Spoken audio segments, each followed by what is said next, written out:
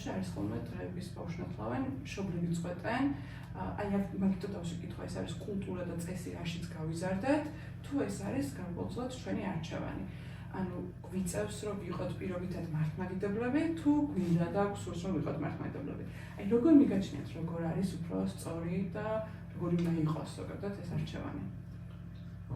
ხო, რა თქმა უნდა, მეც და სხვა მგლებსაც ექნებათ ეს გამოცდილება, როდესაც მშობლები ნათლობას უყურებენ როგორც რაღაც გადარჩენის საშუალებას და აუცილებელ პირობას. თავის დროზე ნათლობები, ჩვილთა ნათლობები, იმიტომ იქნა აღიარებული და მიღებული, სახლი, ოჯახი, ჭიდრო კულტურული ერთეული იყო. ოჯახის წევრი ვერ გავიდოდა სხვა კულტურულ სივრცეში ასე ადვილად როგორც დღეს.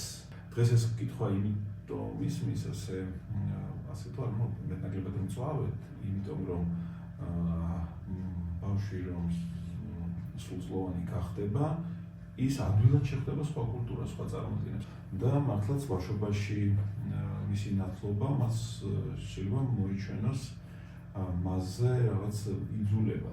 სხვადასხვა ის მართალი იქნება, იმიტომ რომ ყოველთვის და ერთმნიშვნელოვნად ქრისტიანობაში ეს ასე არ იყო, მართლაც სხვადასხვა პერიოდში, სხვადასხვა კულტურებში, სხვადასხვა ეკლესიებში, ახლა ზუსტად აღწერთ ესე ერთმნიშვნელოვნად. ადამიანები ნათლებოდნენ ზრდასრული და გარკვეული მომზადების და დამსახურების შემდეგაც